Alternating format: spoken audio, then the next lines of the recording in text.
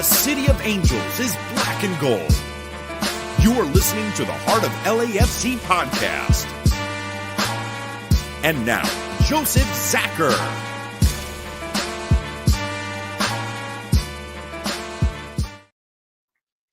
Greetings, Los Angeles. Welcome to episode 412 of the Heart of LAFC podcast. We're going to call this one Down to the Wire, as everything will be settled pretty much on the last day of the season. It's getting as close as it can get. Nobody knows who they're going to play in the playoffs, as it should be. An exciting finish. Whether you have your full roster or not, who cares? It's going to be fun. We're going to get there. We're going to make it happen. Of course, to cover everything, including our match tomorrow against Toronto FC, we have the whole crew assembled. Tony is here, Araceli is here, and Bam is here as well. I'll go to you, Bam, first. How are you doing, man? I'm going well. Was a mad dash after work to go into the city and come home because let me go grab it. Brought myself another little present. So I got the new Swatch watch, the Snoopy. So that adds that to the collection of mine, which is ever growing. Nice. Very good. Again, as somebody who goes to Knott's all the time and sees the Snoopy stuff all the time with the kids, I'm on board. It's good. And it's Space Program, right? Space Program Snoopy? Yeah, it's the Omega Swatch collab that they've been doing for the last couple of years, where they're doing all the different moon phases and all that. So this one is for the Hunter moon that just happened. That's fantastic. Too cool. Nice. Of course, Araceli's on with I wouldn't say mini vacation, but she's available. So Araceli, how are you doing? I mean, I guess we can call it somewhat of a mini vacation, especially since playoffs officially begin next weekend, which, of course, I'll get a little bit more into that later on. But no, I mean, I'm doing well. I survived the craziness of decision day for Next Pro. Pretty sure I beat my own personal record with the amount of graphics I was able to make in a short amount of time. But I mean, other than that, I'm just really enjoying the downtime of this week because it's been stressful, but a good stressful, of course. A little bit of breathing room is a good thing. That's for certain. And we're lucky to have you on again tonight because of that breathing room. So we'll take it. Tony, how are you doing, sir? Are you getting prepared for tomorrow's match? Yeah, pretty much. Like, it's doing pretty well. Again, the hope is still alive for what we need to do. Again, there was certain goals that we would like to have, but the main goal was, of course, just getting a good placement for the West, and we're still doing that. Exactly. Supporter Shield gone. Philadelphia, congratulations to them. All too familiar with that side. But the West is very much alive, and that's really all that matters. You get down to the finish, usually the top seed doesn't make it, right? We're the last team to pull that off, so it's kind of a rarity anyways. So, yeah, we just got to worry about us. I think that's the story here. So, good on them. They got the Supporter Shield. We got more to work for. That's for sure. All right. Now, that being said, of course, there is a lot of news going on with the club and the league itself as international match days are upon us. It is technically the international break, even though MLS doesn't honor it, which means every team is going to be depleted this weekend. Those who are lucky enough to have a bye week, looking at you, San Diego, congrats to you not having to deal with it. Your players will be back in time for your final game of the season. But for the rest of us, normal clubs and those making up for lost time like LAFC, it's going to be a bit of a battle for the next two games. So in terms of that, I know, Bam, you've been looking at the guys getting pulled. Who are we going to miss this week? This week, just for international duty, we're obviously missing Denny, who's gone off to Gabon, who has a massive game in, 2-3 days' time? So against Gambia. And Gabon's never made the World Cup, so I'm really pushing for that to happen, because not only would it be great for Gabon to make the World Cup, but for Denny to make the World Cup too, because let's be honest, if they make the World Cup, he's a shoo-in because what he's done for that, plain and simple.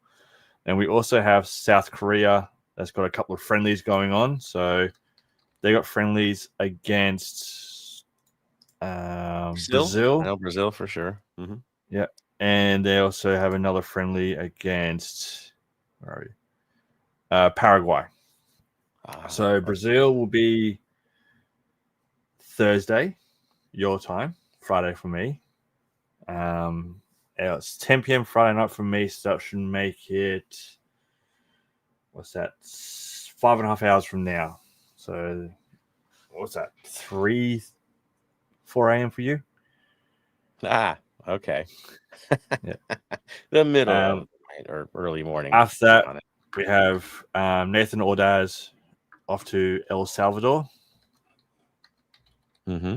They have games against Panama coming up. That'll be 6 p.m. on Friday for you, and he also has a game against Guatemala too. So there are 2 games left for this break. Then he's got a couple of games in November, which should be interesting. And obviously we got Chonier off for the Canadian national team. They're going to lose their first game of this window, unfortunately, because they got Australia for the first game before Australia comes down and beats the USA. I'm gonna laugh if Australia drops both of those, man. Honestly, like I don't feel that confident about the U.S. getting anything out of that match except experience.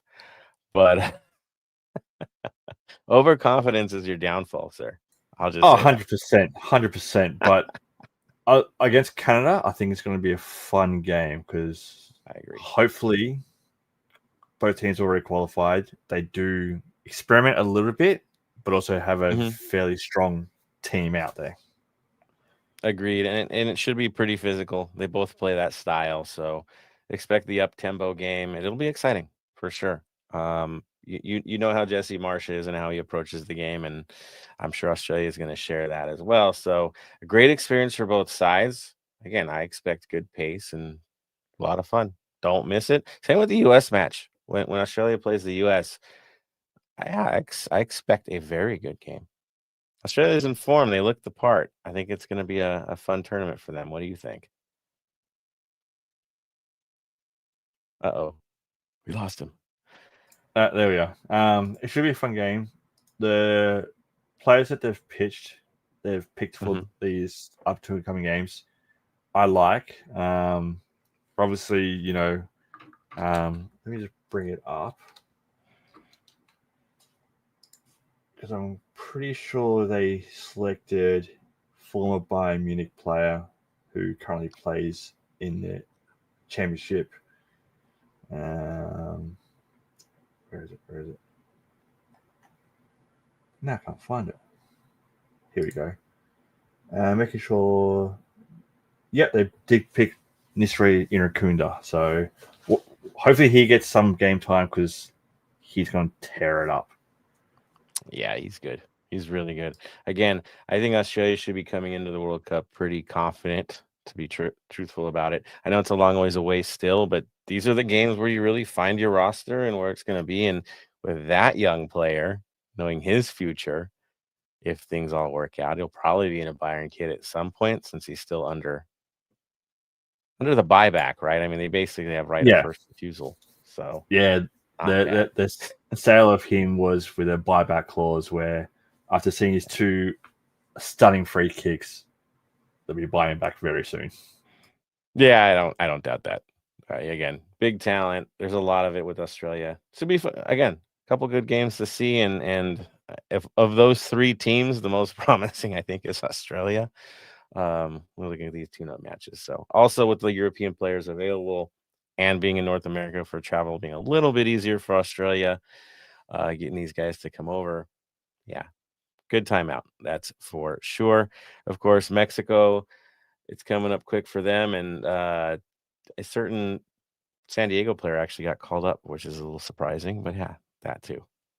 Again, we'll get into those as the games go on, and we'll talk about more about it. But of course, Toronto FC, who are playing tomorrow, will have 3 players missing. We'll go into that too.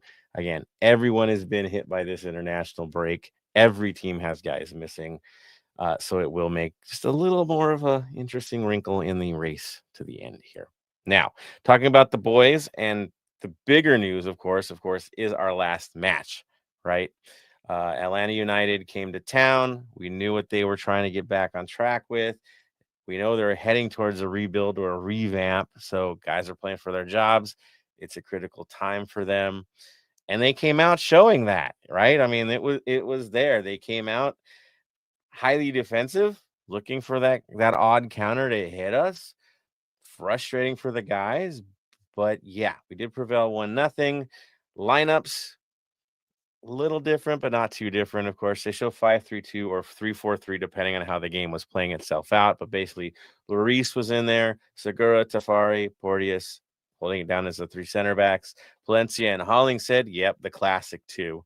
We're back on the outsides again.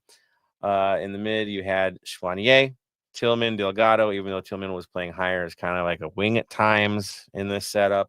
And then, of course, Boanga and Sonny up top with the occasional Tillman, who, again, came back and forth. So, interesting setup, not too shocking. I think we discussed this. The only difference, of course, was Hollingshead getting back in the lineup instead of Smolikov. So, again, not too surprising for the lineup. On the other side of it, they pretty much matched us. Their 3 center backs was Mihash, Barokal, and Gregerson. In goal was Herbert, yes, the youngster in goal instead of, Guzan. I think the kid's taken this job, especially after watching what he did this week. Hernandez and Amador were on their outsides again. Almiron, Alsante, and Slis were their midfielders, and Tar and Miranchuk were up top. So that was the lineup. Now, in terms of the highlights, the lowlights, the struggle that was in this match, because it was very frustrating, let's be honest. I'll send it to you, Tony. I know the big highlight was late, but there were some other fireworks in this game, right? It's just like the overall like defensive performance by Atlanta, which was kind of, I think, if you want to look to what teams are going to do against us, is that is the game plan, is deep in the pocket, try to counter as best as you can, but make sure to shut down Bowango or Sonny into the open field, and then kind of gets dangerous. But we had some opportunities, no doubt, especially testing the keeper, and just couldn't put it in. One by Delgado, a couple Martinez. There was one in the middle of the box, like that was bouncing around that could have put in. There's an opportunity to put it back in even inside the box, and it just couldn't go in until, let's just get to it. Like, honestly, in the 86th minute, you find Boanga, one-on-one with the keeper, easy. And, well, let me rephrase it. One-on-one with the keeper, but it was the way it was done with. It was Delgado trying to find Tillman, couldn't get it with a header. Perfect to Boanga's feet, and Boanga with a one-touch. Again, one-on-one with the keeper, easy in, puts us up ahead. And unfortunately, throughout this whole season, it's like we want Boanga to pass. We want Boanga to pass. Feel it facilitates the other boys. And even Sonny said, "It's like, I love you, bro, but you should have taken that shot." And what he's saying, it was like one-on-one with the keeper. Sonny was, yes, on the side, waving his hand, like could have got the pass. But at that moment in time, Boanga should have just taken the points. And, he could have had 100 goals for his 100th game. But unfortunately, he has 99 goals moving forward, tied for the Audi Golden Boot Award. And, moving forward, this is, tied with Messi. And we'll see. And I don't believe Messi will see until I think this Saturday. And then Decision day. Yeah, decision day. It'll be decision day. For both of them, it'll be decision day. So I guess what's his name? I'll just say it like that. From Nashville, he'll get the advantage, right? Because he's not leaving. So was it Sturridge? Yeah, he gets a chance to maybe steal this one because he does get an extra game, I believe, out of this. Am I looking at that right? Maybe I'm wrong. No. He's also decision day. Yep, and guess who he plays decision day? Uh-oh. Who's he get? Nashville into Miami decision day. Wow. Okay. So you could have a trade of goals. Yeah. Okay. That's going to get funky on the last day of the season. Everybody last day, and those two face each other. Well. I mean, the odds might be in Nashville's favor for this one because of the defense that Miami's been putting up lately. But then, of course, Denny is Denny. So, gosh, it really will go to the last possible minute in this one. Even for Golden Boot. How exciting. That's awesome. That's really awesome. So, that being said, with Danny getting 99, which is so cool. I love the way they presented that at the stadium. That was awesome. He could have had the 100 because of that pass that went too far. The goal that we got was, let's be honest, a product of how deep Atlanta was playing, right? The ball deflected and it kind of fell to Denny to finish off the game, which tends to happen when teams play that deep. You got to get a deflection. You got to get something messy to get across. They almost got one because of the system they played. Tafari, again, had a crazy deflection come off of him towards goal. This time we benefited from the post. So it was a little weird. It was a little stressful. They didn't threaten too much except for that one odd moment. That was it. That was all that they got, to be honest. It was us. It should have been us. And frustratingly enough, doesn't matter. You got the win. You get the 3 points. You move on and worry about the next day. Bam, your thoughts about the game overall? Overall, I thought we did all right. We let chances go, to me. There was plenty of chances we should have had. We should have scored. As I said in our little group chat, I needed both teams. I needed both our big stars, Son and Bourne, get to score at least 2 goals each. But I thought going into this, that's a big possibility.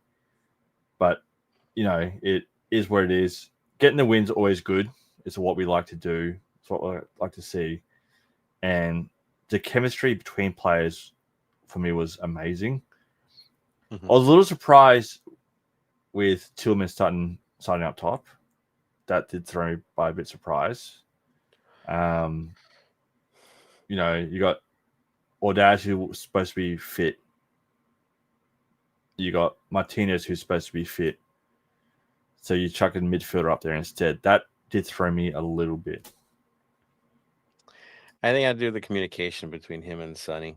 There's been some chemistry there, and I think that was identified, but not the first time we've seen this. This is the second time we've seen this setup. Did it work?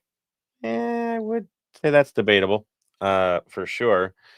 After the changes happened later in this game, I mean, you saw the legit changes in opportunity. So, yeah, he made the adjustments I think that were required under the circumstances, and they got the result. But yeah, it's a little different. Nice thing is getting this win puts us in a great position. I'll go to you guys. Actually, back to you, Tony. How do you feel after this result, knowing that the rest of the league, rest of the competitors also got the wins they needed this week too? Honestly, we needed this game and this win. And the way I mean by that is, yes, have we been blowing out teams in this 5-game winning streak of since we've pretty much gotten Sunny? That's been great, but we needed a rough game, a grinder game to make sure we can still get this. Because again, when it comes to playoffs, we all know this, you know what I mean? When it gets to there, it's who can grind out the win, who can put that ball in the back of the net. So again, it puts us in a perfect position. I know you'll go by the numbers, and like I said, we just got to take care of what we can do, and we are looking pretty. And we'll go right to that playoff picture. Now that you've got the win, now that you see that it's at where it's at, right, where the performances are at, the percentages actually don't look so rough for us. We still have control over our destiny, which is a beautiful thing. Of course, standings show that the Whitecaps, of course, are in first place. They have 60 points with 32 games played. 2 to go for them, right? Then you have San Diego, 60 points, but they've played 33 games. They've only got decision day, and that'll be in Portland, I believe. So that's not going to be easy for them. Then you have Minnesota United, 58 points, 33 games played. They got that outside chance if everybody else falters all the way through, but things look a little rough for them, and they're about a 67% chance to finish in fourth because, again, 1 game to go, 58 points. Then comes us. The worst that we can finish now is fourth place. That's how important that win was. The very worst we can finish, fourth place. Well, with 56 points, 3 games remaining, we're about a 21% chance of finishing in first, 30% chance of second, 29% chance of third, about a 19% chance of fourth. And that's just looking at the tendencies. That, of course, changes depending on record and what these guys do. Now, if we get the win against Toronto this week, right? Get the Wednesday win. That would now put you at a 29% chance of first, 35% chance of second, 26% chance of third, 10% chance of fourth. Even more so, if you take 3 for 3, which is hard knowing so many people are gone, 74% chance of first place. Yeah, it's in our destiny, right? 3 out of 4 chance, right? If you can just get the win. You got to still have Whitecaps falter. And they've got 2 games to do that. They win out, they win out. That's just, yeah, it's tough. But then again, your odds are looking good knowing who they have to play, and we'll talk about that too. So yes, we are still controlling where we're at. If we can win the 3 out of 3, no worse than second place. That's what that means. If you get 3 for 3, even if you get 2 for 3, you're about a 54% chance of second place. The odds are still in your favor to finish at least top 2 if you can get 2 wins out of the final 3 games. So that is where it's at. Now, schedule-wise, it's not easy for us, but it isn't easy for them either. We've got to play Toronto. Thankfully, it's at home. Austin on the road, missing the players that we're missing, but Austin's missing some guys too, and we will preview that on Thursday, of course. And then Colorado on the last day with Tony in attendance.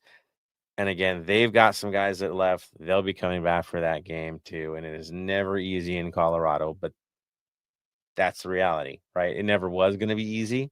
But again, ain't easy for the other guys. Vancouver's got to go to Orlando. Yep, that isn't going to be easy. And then they got to go and play Dallas at home. So advantage to Vancouver on the last day of the season, playing Dallas in their own house. Orlando is not an easy team. The records are very similar, okay? And Orlando plays very well at home. That is not going to be an easy game for them. Araceli, you've seen Orlando's form this year. There's a good chance they could take Vancouver out in that game, right? Oh, definitely. I mean, in reality, it's almost equal with a lot of these clubs because you never really know. We've seen crazier things happen. But I mean, overall, just kind of looking at just even our odds, they still look really good. Yeah, exactly. We control our destiny for the most part. Again, we need a Vancouver slip at some, even a tie, right? Would make it great for us. But yeah, I mean, we do control things. Portland again and San Diego on that last day. That's the other game we got to concern ourselves with. Portland's playing for their lives still, if you look at the standings. So that's going to go down to the wire for them. I look at Portland again. They've got to win. I mean, they've got 44 points. It is not in the bank. I mean, they've made playoffs, but they don't want to get stuck in for the play-in match, right? If you look at them, they're about a 49% chance of 7th, but that's going to take some results, right? They could drop all the way down to 9th. So for them, it will go to the last day. That is for certain not easy. So yes, things will play. It will be topsy-turvy. It's going to be fun to the very end, just as y'all want it to be. We just got to do our part the next 2 games with a limited lineup. So that's the story. That's what y'all need to react to because that's where we're at. Bam. Knowing the numbers, seeing where it's at, seeing how rosters are shuffled for everybody, sitting pretty or very concerned? Until the final whistle on decision day, always be concerned. Especially in the past, we've all looked at it and went, yep, should be sitting pretty. Then the unthinkable happens and LAFC does LAFC things. Next minute, you're sitting there going, what the hell is going on? So until final whistle decision day, where we know where we are, because decision day is going to be so much fun. As much as I want to sit there and watch just our game, I'm pretty sure I'll have multiple games going because a lot is going to be happening on that day. Because you've not only got looking at who's going to make the playoffs, but who's going to finish last. The wooden spoon is real, people. Yeah, and that should be entertaining. I agree. Shield's done. Spoon's another story. We have some say in that. I mean, we helped in the process last match. So we don't know. We don't know where it's going to end up, but we know where the odds are standing, right? I like it, man. I dig it. Carson will look good in that spoon, I gotta say. Perfect mix for them. I hope they get it. Congrats, boys. So there's that. To the last day. Fun times. Araceli's laughing about the whole wooden spoon conversation. I mean, odds are towards the Galaxy taking it, but there's some other really bad teams, right? That could take it on the last day. It's kind of funky, right? Oh, definitely. Plus, I'm also laughing at the fact of who got the wooden spoon for Next Pro, which I'll mention shortly. Oh, there we go. Which is a good segue to it as we talk about all of this. Let's talk about LAFC too. I know it didn't end well, but it was worse for others, correct? Pretty much safe to say. Let me rewind here. Like I mentioned at the top of the show, Decision Day was this past Sunday with a lot of craziness into it. But unfortunately for LAFC 2, they fell to North Texas 4-2, finishing the season in 13th place with 33 points. And as I alluded to, they at least escaped the wooden spoon. That honor went to SKC2. So there's that. But going to the match itself, the boys at least dominated the first half with Matt Evans scoring a brace. He now has 9 goals on the season. And his first goal was an absolute banger that it even won, goal of match week 30. So there's some positives that came out of it at least. Now, of course, that wraps up the season for LAFC2, giving them more of a leeway for the first team should they choose to use them. I'm thinking tomorrow might be a good excuse for it, but we'll break that down later. But for anybody who's curious about Next Pro and the playoffs officially begin next Sunday, October 19th. All matches will be on Apple TV. And of course, going through the rest of the time, I'll do my best to keep you updated if there's any more international call-ups or first team call-ups. But for the most part, season's done. There it is. Little break, and then you're back in the mix again. Again, October 19th, the playoffs to begin. There will be a bit of a draft, right, as they choose their opponents, which is kind of fun too. But I will say, I think the thing to remember, of course, is Matt Evans and how promising he's looking towards the end of the season here. Remember the name. I think that should be the warning for everybody because he's looking the part, right, Araceli? Oh, he definitely is. He's ready for that first team contract, in my opinion, just as Mueller was and everyone else before him. But of course, that's not my call. We know whose call it is, at least for now. Next season will be somebody else's call, and I know there are some other rumors about that, and I think all of us are agreeing not that one, if that is the one. We'll leave it at that. Speaking of that, there are some comments from the faithful. Let's jump over to see what everybody's saying before we get into our club and community news. Thank you, Araceli, for the info. I know playoffs are going to be wild.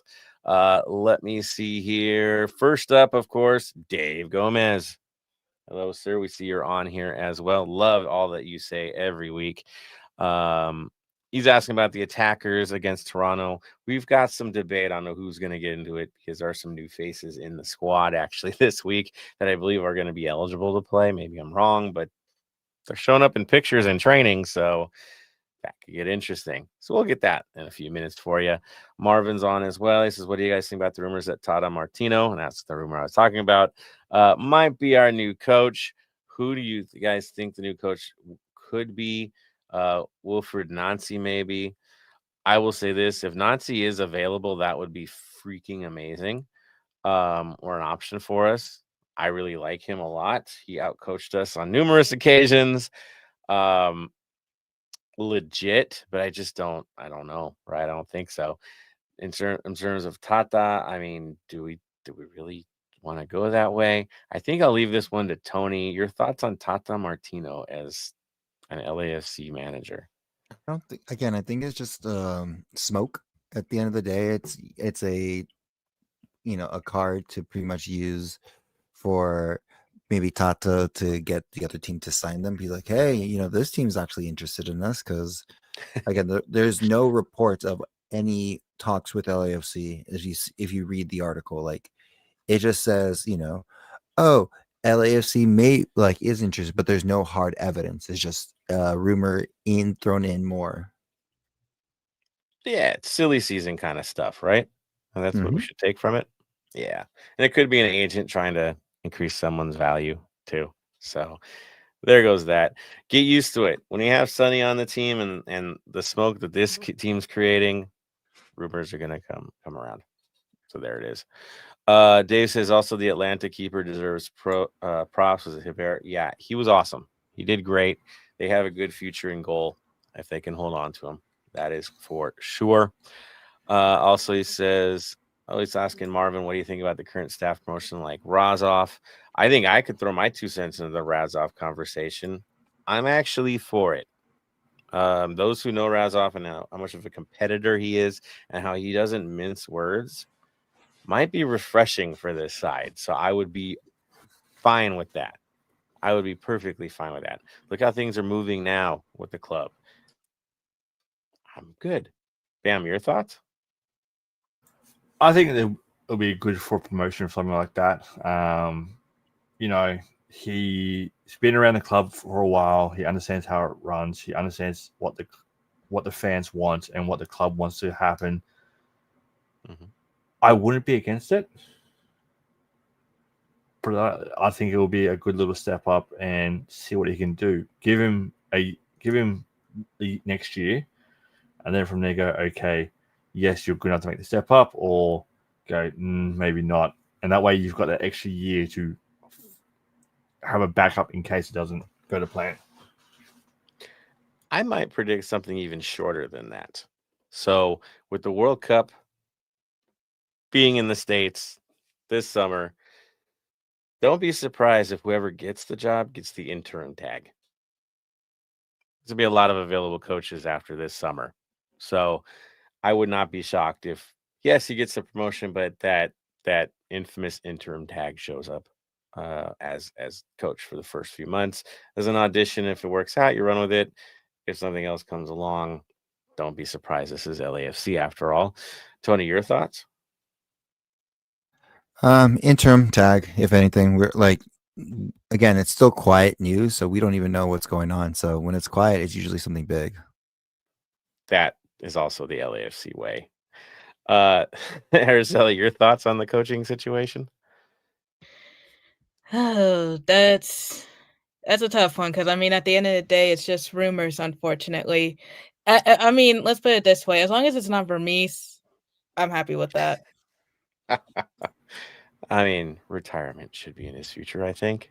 I don't think a whole new project, and definitely not one that's high tempo, high energy. Like, that's not the vibe for that guy. So, as much as I love Peter Vermees, I do. I think he's been great for SKC over the long haul. I know lately not so beautiful. I get it. Generations, time change, but they wouldn't be where they're at long term, big picture, without Peter Vermees. Right? You have to be grateful for all that and all the years of service, but sometimes things come to the end for a reason. And I don't think it's gonna be a new project here. That's for sure. All right. Marvin's like kind of on board that Tato is an option, or it's Razov as an option. Dave's also not sold on Tata. I see that. Nestor's all about Tata. Interesting. I'd like to hear why. And then Marvin prefers Nancy as well, or Brian Schmetzer. Again, I don't think we got any of those guys coming this way because they're very happy, especially Brian Schmetzer, where he's at. He's kind of the face of his franchise, right? The helm of it all. Why would he leave? I wouldn't leave. That'd be crazy. And Dave wants to throw up a bet with Marvin. Love it. And Nestor talking about national versus club. I mean, he did good with Atlanta. I don't think we can doubt that one. Right, Araceli? He was good with Atlanta. Oh, he was decent. You got to give him his flowers there. Yeah. But that's been a hot minute, right? So We'll leave it at that. And then Dave's also agreeing about doing well in MLS, but not sold. Yeah, exactly. So there we are, guys. More comments as we get into it. Again, we got to talk about the preview for the next match, so do not hold back. Let it happen. Throw more into the mix. That is for sure. That, of course, leads us into the club and community news with Tony. Of course, it was a good club and community setup before the game, right, Tony? Oh yeah, it was a fun little beer gardens is the best way to say it. A lot of people did have fun overall, but again, it was just drink responsibly. That was the whole preference, and people did. So good on them. And then not me much on community news. Sorry, my cat just going crazy right now. Just little bit of tailgates, BOB, but game, and then also in the future we might have a talk about a cool little watch party that's going to happen. There we are. So there you go. All right. We'll keep you guys posted on that. Thursday is another day, right? Where we also come on the air. So he might have more for you guys. That's for sure. Which brings us to the Black and Gold Vinyl Club Minute. I am ill prepared this week. I will not lie. Let's see. Who's got one? Who's the first to jump on? Why does Bam seem like he's always ready for these? Bam, your thoughts on your Black and Gold Vinyl Club Minute? Well, I did mention it last episode, a little bit of genre called Bogan Funk. So I'm going to go with, there's a band from Australia. Best way to say, like, a Bogan is, what's the best way to describe a Bogan to an American? Not a redneck, but the hard workers that have no filter what they say. You when you meet one, you know one, plain and simple. One of their first songs that I heard of theirs was a song called Station Rat. Now, Station Rat is the people that just hang around train stations all day. The young kids hang around train stations all day, think that they own the train line. Like, what are you doing in my area? So it's a song about them pretty much. So for me, it'll be Play Lunch. That's the band name. The song is called Station Rat. There we go. Dude, the tracksuits and all the vibe of that music video is pretty awesome. If you like Three Stripes, you're gonna like the video. I will leave it at that. There's another Australian band that actually I was maybe thinking about throwing it, and that would be Amel and the Sniffers. Why? Because they actually played Expo Park the night before our game. I kid you not. They played at Expo Park the night before our game. Bam knows about them too. I think they have a new song called "You're a Star" out, USB album. New album? Yeah, that too. And I have a few friends that actually went to that concert, so shout out to them as well. Yes. See, like, for people that know that Amel and the Sniffers, the lead singer, she could be classified as a Bogan. Oh, okay. There it is. So right on the point. Synergy. There it is. Australia well represented as they play matches in the United States. It's, again, all perfect. There we go. Strike that, Tony. 2 more for the mix. And we move on. All right, let's talk about the Toronto FC match. We're in the mix on this one. It is real. This team, honestly, I don't remember the last time I heard a team pull this off before, but they've tied 8 games in a row. 8 draws in a row leading into this match. That's some wild stuff. And it's not like they're doing it against like bad teams. Last week was a 2-2 draw against playoff bound. You heard that right. Playoff bound Chicago Fire. Wow, that's a blast from the past. Yes, they're in the mix. Draw them 2-2. Then they get a 1-1 versus Inter. I know. And then a 1-1 draw against Columbus. What? Yeah, those guys were struggling to get into the playoffs. Then a 1-1 with the Revolution and a 1-1 with Montreal. I know. It's bizarre. 8 in a row. And it's not like they're bad. They actually started rough and then got better as the season came along and actually have a pretty decent side now.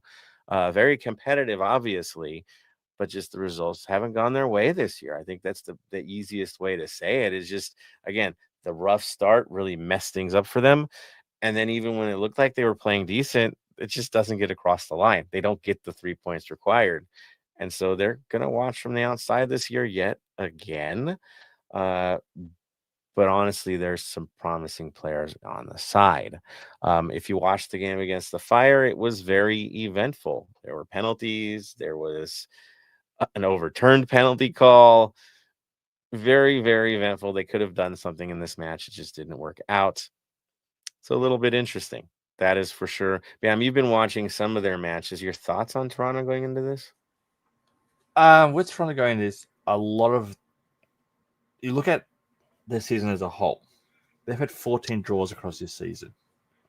So if you want to turn around and say, okay, half of those games that they drew, they keep as draws. The other 7, they win 4, lose 3. Yeah, that gives them another 12, 11 points. Yeah, that would put them 1 win outside. They'll put them still just outside the playoffs, but they'll put them into 10th place. 1 win out 10th place. An opportunity on decision day, right? Exactly. So if they keep a lot of their squad for next year, they're going to have a good team next year, and that's what's going to be quite scary. At the moment, they can't make it, so they're throwing everything out at the oppositions. And was it their last game? Yeah, that one was fun. That was an own goal. Yeah. Own goal in the 28th minute for them. Then they were down 2-1 in the 88th minute, and then the 90 plus 10th they equalized. Yeah. And then a familiar name is one involved in pretty much everything, which was Mihailovic, who they picked up from Colorado, who you all know very well because he really is good at hurting LAFC. Like a long history of hurting LAFC. At times, I'm telling you, it's frustrating to play against, but very good.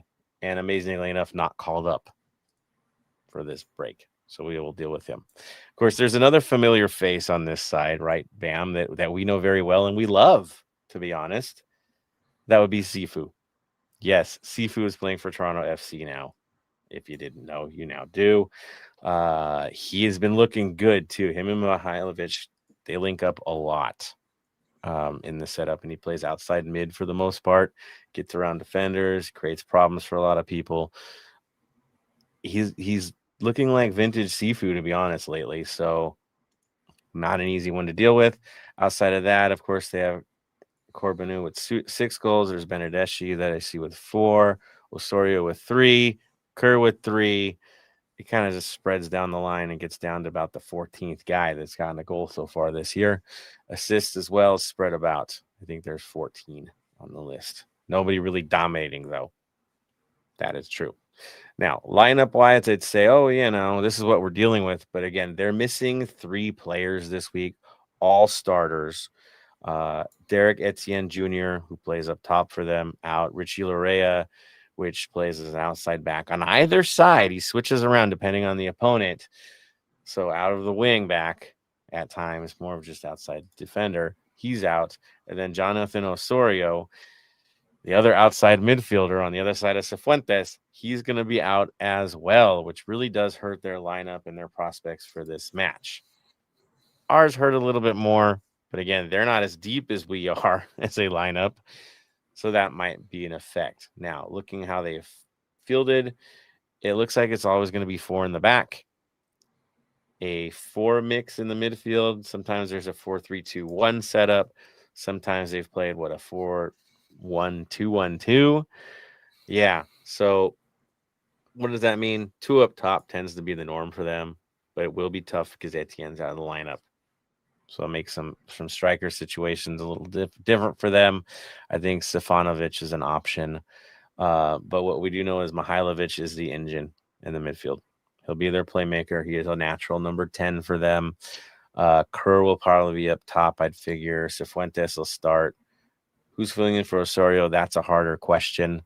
Rosted and Thompson will probably be your center backs. I'd expect that. And of course, to me, the story and the one that's going to be a thorn in our side more than Mihailovic will be Sean Johnson. Yes, Sean Johnson is there as well. We know his repertoire in the league, the different teams he has played for. He has an ability to steal a game. So he will have to deal with that. Tony, are you concerned looking into the lineups going into this? Who stands out to you? What are you looking forward to in this one, sir? I'm looking forward to just the spoiler aspects of it because, again, as we know, Toronto doesn't have anything to play for. But I think Sifu wants to stick it to us. You know what I mean? The way he left, if you guys saw his last game, wasn't the brightest way he left. So he might want to. Again, still love for LAFC and everything, but I don't know. He might want it. He will. That's certain. Mihailovic wants it. He loves to hurt us. Should be interesting. Now, Araceli, you've seen the Toronto situation. Your thoughts on Toronto going into this match? I know they've been drawing everybody. Are we in a huge risk of ending up in the same fate as others? 9 in a row. I wouldn't necessarily say we're in a huge risk, but of course, going in with the same level of concern as we talked about, even with Atlanta, they're eliminated from the playoffs. They're going to want to be playing that dark horse role almost. And now that we're missing key players due to international travel, I'm curious if we're going to lean more defensive heavy for this match. Yeah, I mean, I think that's going to be more of the story than them. Like I said, I see Dominguez coming in for Osorio. Stefanovic should probably be going in for the other spot that's missing from the lineup. The back situation, a little more complicated for them. But yeah, us. Our story is going to be the bigger one since we're missing so many players from the lineup that would normally be our offensive juggernaut, not there. So it makes it very, very interesting. Now, in the back, I don't think there's any shock as to what we're going to see. Why would it change? 3 center backs has been working. It should be the same way again. So that would be what? Lloris back in goal. We would have Tafari. As I go blank again, but we know who's going to be in the back. We're not entirely shocked here. Do you think there's going to be changes in the back outside of the wing backs, ma'am? No, it's going to be Tafari's Segura, who we play more up in the mid begin with, and Porteous as our 3 backs. Yeah, Porteous been looking good too, so I think we're good there. Other question is Hollingshead versus Smolikov, since that tends to be the common sub situation. Tony, outside backs, Palencia we expect in the lineup. Who's out there, Hollingshead or Smolikov? I think Smolikov. I think because of the short rest, you want that. And then, of course, we have to go away to Austin. So I think because of the younger legs and the way the substitutions went in the last game, I think that's what it was planned to be, is the best way. There we go. I'm gonna say something here. Love Hollingshead. Love him to bits. I think we played better with Smolikov last week. Lately, yes. I agree. There, as much as we love Hollingshead and the offensive side of it, Smolikov has seemed a little bit better organized on both sides of the ball lately. He has. It's the truth. Both are fine. Both are huge additions to the side. Like, they both help immensely. But Smolikov in this moment, I'm with you guys. Short rest, it's a smarter move. That's for sure. Now, midfield and up top, I think this is complication madness here, right? Denny's out, Sonny's out, Ordaz is not an option. Chouanier, who's been holding it down in midfield, not an option. And he's been really good for us. So really, we've got to look to new faces or faces that normally come off the bench, but now are going to be starting. So who do we know is going in? Delgado, right? That's the one in midfield we know for sure. But who's going to be with him in this setup? Tony, what are your thoughts on our midfield setup for this? Delgado. I'm gonna say Tillman, because I feel like we're gonna change it up in the front, and then false Hollingshead, I guess, maybe. Oof. Throw it up a little different. Yeah. Okay. All right. And then who else up there since everyone's out? Martinez, our new player that we finally got out. He's finally shown. Yes. Jason Jensen, if I remember that's his name is right. And Gillison. yes, Yeah. and then I don't know. I'm like blanking on That's the hard. forward. Yeah. Well, I look at Martinez, right, and that's kind of guaranteed. I think it's guaranteed. We have Morin as well, who's played sometimes up high for us. Could be an option. We have a Bobase who actually got minutes in the last game and actually looked pretty decent. He could be an option as well. I'll shift it over to you, Bam. Up top, what are we looking at? Up top, I'm going to go with Martinez, Ibobase, Mm-hmm. and yes, he's not listed as being out. Yaboa. Yaboa. Yeah, we haven't seen him for a little while, and he's a good player, a lot of talent there. Just, again, edged out by the talent that we have in place. So that's an interesting vibe for sure. I would go to you, Araceli. Who's going up top with all the stars missing? I see. I mean, I agree with Bam's lineup, but part of me wants to bring in the kids, give Aboa the chance, maybe even Matt Evans in the mid, even if they're like second half subs. I mean, you have a whole other roster to pick from, so might as well use it. Yeah, could get interesting. Other names that might feature would be Raposo. He seems to get minutes every few bits here. Might find his way into the lineup for this as well.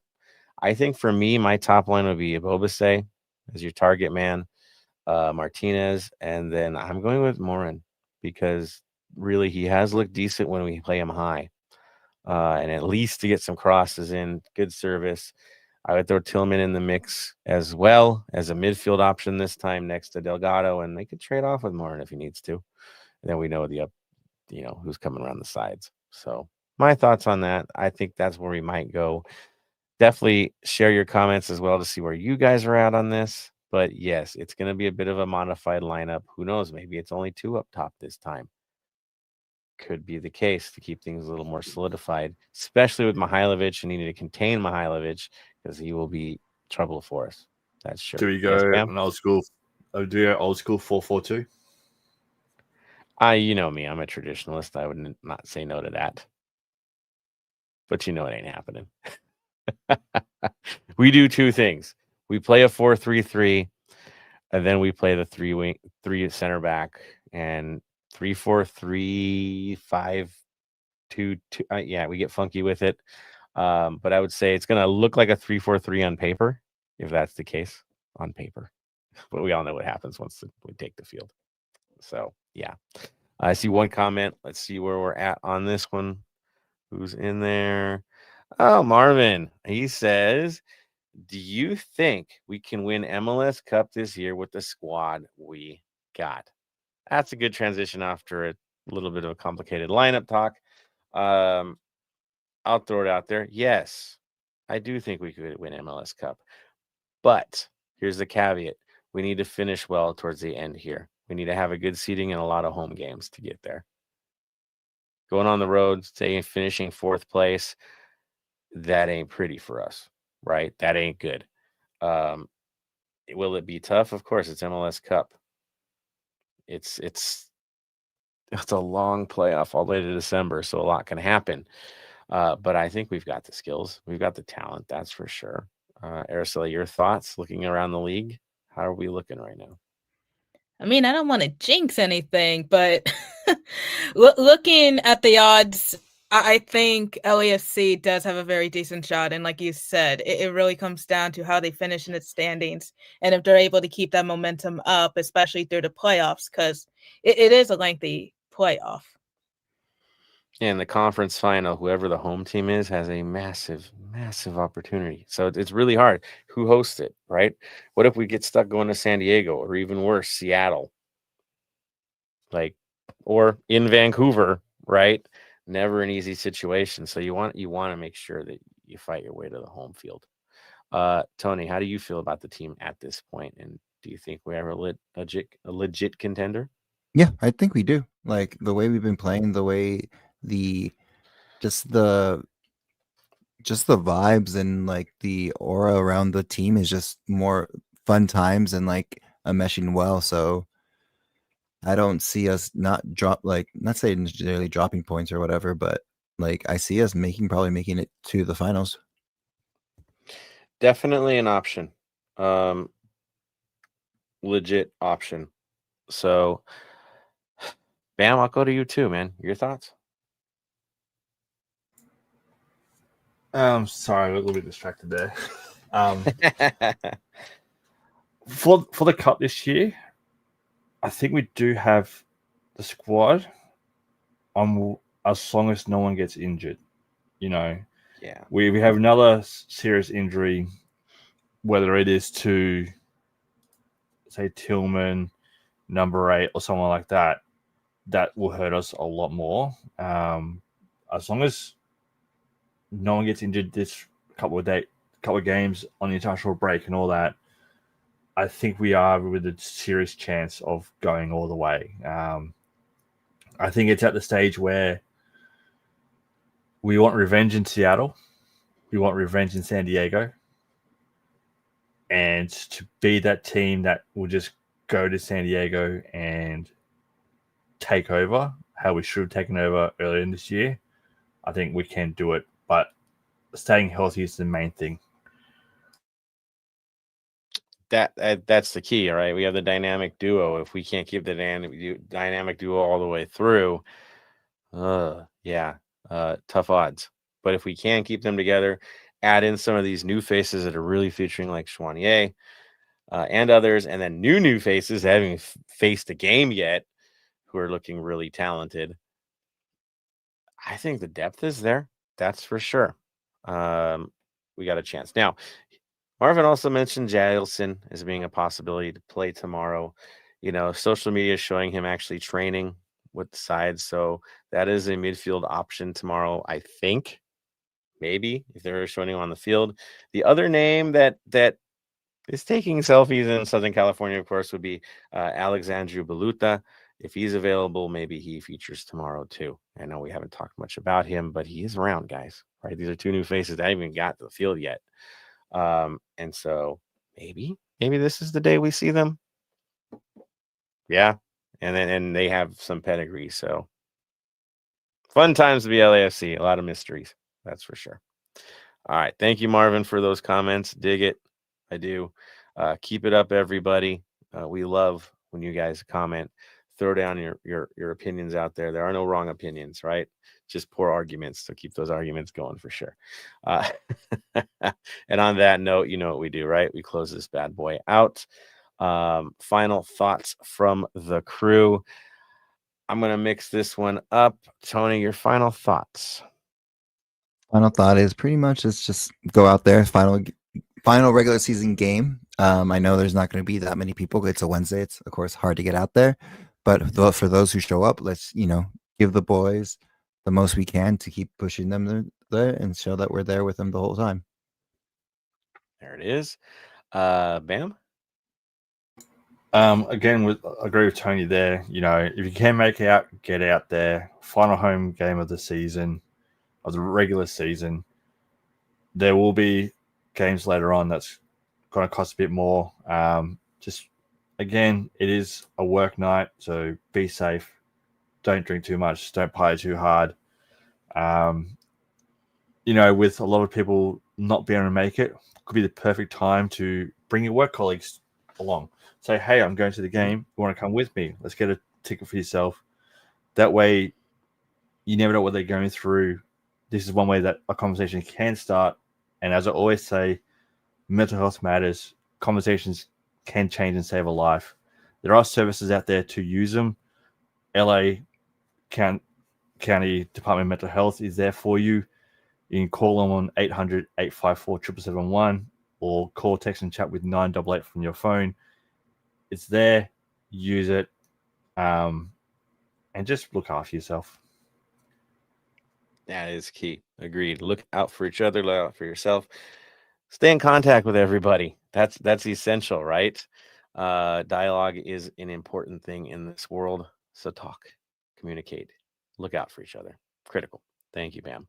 Araceli, your final thoughts for this week, for this episode? Another home game, so gotta pull out the soapbox like always.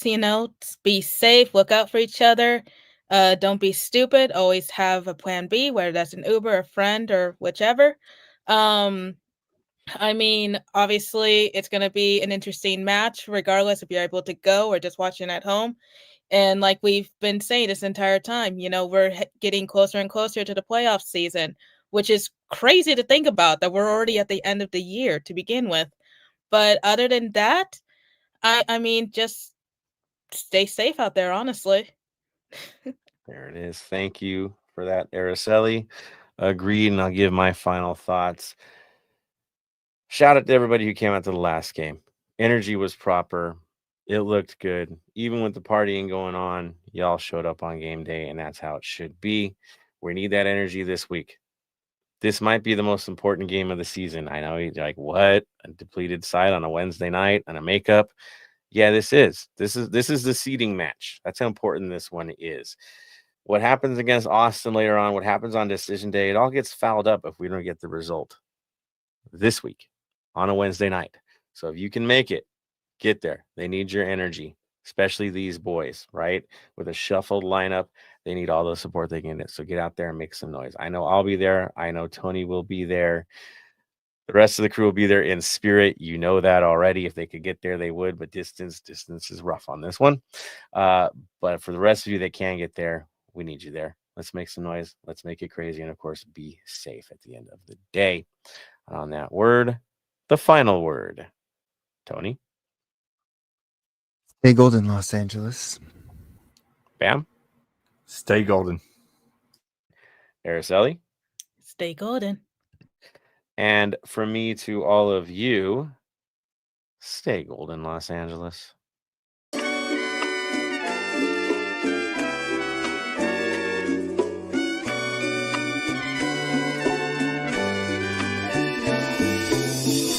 Thank you for listening to the Heart of LAFC. Make sure to leave us a rating and review on iTunes or Stitcher. Shoulder to shoulder, the black and gold is taking over.